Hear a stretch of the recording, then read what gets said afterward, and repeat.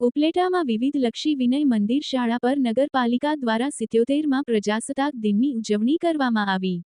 સમગ્ર દેશભરમાં 26મી જાન્યુઆરી ગણતંત્ર દિવસની હર્ષભેર ઉજવણી કરવામાં આવતી હોય છે, ત્યારે તેના ભાગરૂપે રાજકોટ જિલ્લાના ઉપલેટામાં વિવિધલક્ષી વિનય મંદિર શાળા ખાતે 77મો પ્રજાસત્તાક રાષ્ટ્રીય કાર્યક્રમ યોજાયો, જેમાં નગરપાલિકા પ્રમુખ શ્રી વર્ષાબેન ગજેરાના વરદ હસ્તે ધ્વજવંદન કરવામાં આવ્યું હતું અને ઉપલેટાની અલગ અલગ શાળાઓના વિદ્યાર્થીઓ દ્વારા સાંસ્કૃતિક કાર્યક્રમનું રાષ્ટ્રગીત, દેશભક્તિ કાર્યક્રમો યોજવામાં આવ્યા હતા અને તેમજ દેશ માટે શહીદ થયેલા દેશભક્ત શહીદોને શ્રદ્ધાંજલિ આપી તેમને યાદ કરાયા હતા। આ સમગ્ર કાર્યક્રમના અંતે ઉપલેટા શહેરના વિવિધ વિદ્યાર્થીઓ નેશનલ અને સ્ટેટ લેવલે મેડલ મેળવેલ તમામ બાળકો યુવાનોને શિલ્ડ અને સન્માનપત્ર આપી સન્માનિત કરાયા હતા અને તેમનું પ્રોત્સાહન વધારી 26મી જાન્યુઆરીના ભવ્ય રાષ્ટ્રીય કાર્યક્રમને ખૂબ જ શાનદાર બનાવવામાં આવ્યો હતો। ત્યારે આ રાષ્ટ્રીય પર્વની ઉજવણીના ભાગરૂપે ઉપલેટા પોલીસ સ્ટેશન ખાતે પણ પીઆઈ બી.આર. પટેલની આગેવાનીમાં 26મી જાન્યુઆરીના ધ્વજવંદન કાર્યક્રમની ઉલ્લાસભેર ઉજવણી કરવામાં આવી હતી, જેમાં સમગ્ર ઉપલેટા પોલીસ સ્ટાફ સહિત રાજકીય સામાજિક આગેવાનો બહોળી સંખ્યામાં હાજર રહ્યા હતા અને રાષ્ટ્રધ્વજને સલામી આપી હતી।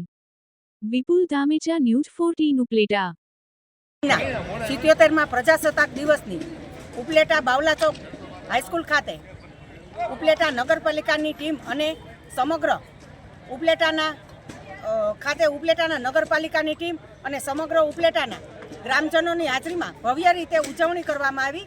આ પ્રસંગે વિવિધ શાળાઓ દ્વારા કૃતિઓ રજૂ કરી આ તકે ઉપલેટા હોમગાર્ડ યુનિટમાંથી વ્યાસભાઈનું અને સંજયભાઈ બારૈયાનું પણ વિશેષ સ્વાગત કરવામાં આવ્યું, સન્માન કર્યું।